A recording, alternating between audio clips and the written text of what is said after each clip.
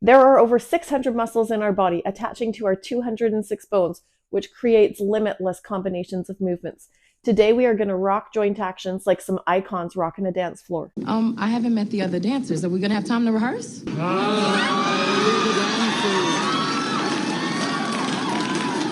We may even do a little dancing ourselves.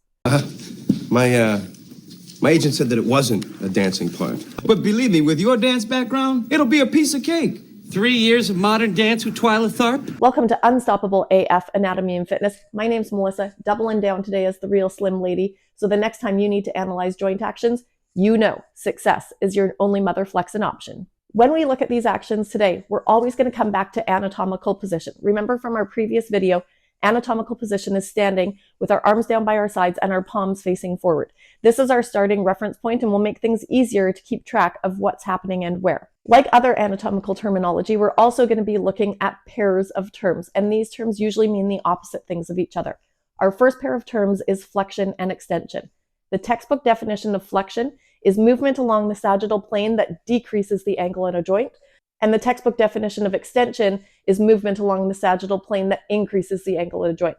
What the flex does that mean? Remember, the sagittal plane divides us into two sides, sagittal and sides, S and S. So that's like we're standing in a narrow hallway with the walls of the hallway coming up against our two sides. That's going to limit the movement that we could do. If we were in that narrow hallway, we'd really only be able to move forward and back. So flexion and extension movements are going to increase and decrease the angle at our joints, moving forward and back through that narrow hallway. If we're looking at hinge joints like the knee, the elbow, and the fingers, flexion, decreasing the angle at a joint, is going to be bending at the joint, and extension is going to be straightening. For other joints, this might be a little bit harder to visualize. So again, if we come back to anatomical position, flexion is going to be moving forward from anatomical position. So F and F. Flexion is going to come forward. Extension is going to bring us back to anatomical position. And flexion and extension can happen at a number of different joints. So we could flex and extend the head at the neck. Like if I say, are you ready to hit the dance floor? And you vigorously nod your head up and down, yes, you are flexing and extending the head at the neck. We can also flex and extend through the rest of the torso, maybe pull out your best twerking moves on the dance floor. Put your hands on your knees. You know what I'm talking about. The real slim lady probably shouldn't demonstrate that one. But hey, you work that in your living room. I see you. You want to know how the real slim lady rocks flexion and extension? Domo arigato, Mr. Roboto. Our next pair of movements are abduction and adduction. Abduction and adduction happen along the frontal plane, and the frontal plane is like we're standing in that narrow hallway with the walls on the front side and the back side of us. So movements along this plane are going to be anything that allows us to move sideways. Think about how you might rock that on a dance floor. Abduction is going to be taking away from our midline along the frontal plane. Adduction is going to be adding toward our midline on the frontal plane. Most commonly, those are going to happen at the shoulder and the hip. What's it called if that movement happens at the spine? Our spine is our midline. So we're not really taking away or adding to the midline when we do a side bend.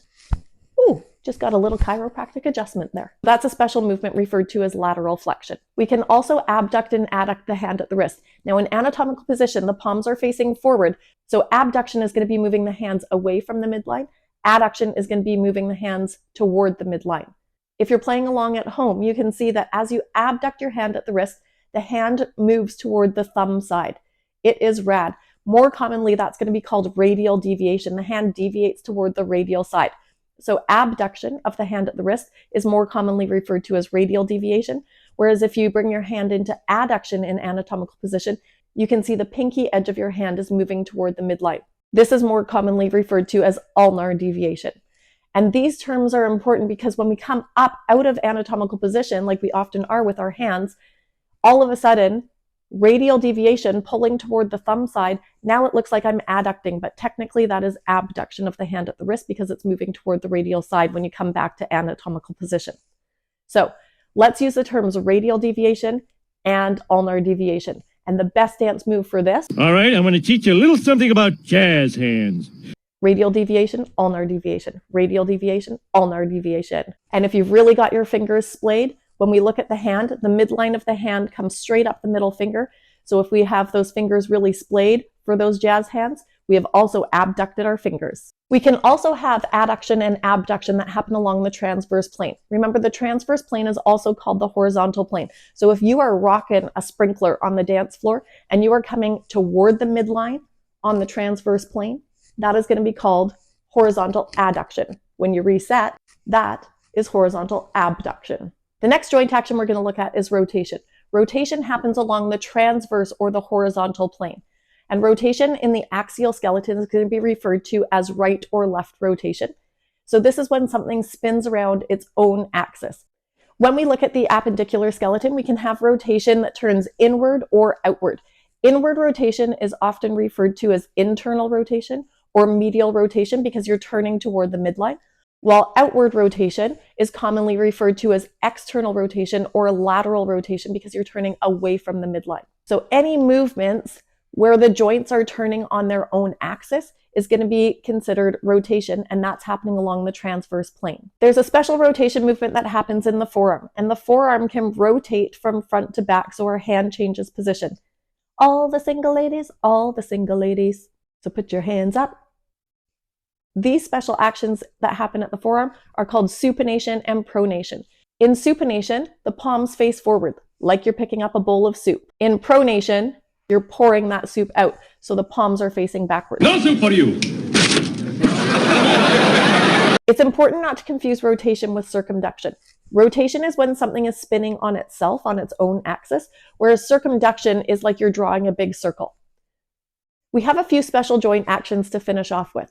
The first ones that we work through are going to be taking place at the shoulder blades and how they move along the rib cage. These movements do also take place in the jaw at the mandible, but you're more likely to see them on a dance floor at the shoulder blades. So the first pair of terms is elevation and depression. Elevate means you're lifting up, depressing means you're lowering down. So if you're rocking those shoulder shrugs on the dance floor, you are elevating and depressing your scapula. The other pair of terms is protraction and retraction. Protraction means you're pulling your shoulder blades apart. Retraction means you're squeezing your shoulder blades together. So if you're really rocking a Roger Rabbit and getting your upper back into there, pulling your shoulder blades apart and together as you're doing that, you are rocking protraction and retraction. The last batch of specialized movement terms happens at the ankle. So the first pairing of terms is plantar flexion and dorsiflexion. Plantar flexion is like you're pointing to the plant. So you're either pointing your toe away from you or pressing up onto your tiptoes. Dorsiflexion is when the top of the foot comes up closer towards your shin. Or maybe it's your shin moving closer to the top of your foot. Work it, MJ. Finally, we have inversion and eversion. The sole of the foot is the reference point for this always. So in inversion, the sole of the foot turns toward the midline, and in eversion, the sole of the foot turns outward from the midline. Where are these terms most common? Probably when you sprain your ankle, and hopefully those are moves you're not seeing on the dance floor. I hope this lesson has helped clarify some of those joint actions. We'll be going into them in a lot more detail when we start talking about muscles and what muscles produce each of these. If you're feeling unstoppable AF, don't forget to hit that virtual Polex to give me a thumbs up and use those digits to hit subscribe and share with a friend. Flex your arm at the shoulder, supinate your forearm. Flex your forearm at the elbow, abduct your shoulder, adduct, bring it across, work the transverse plane. We're doing joint movement. Flex your arm at the shoulder, supinate your forearm. Flex your forearm at the elbow, abduct your shoulder, adduct,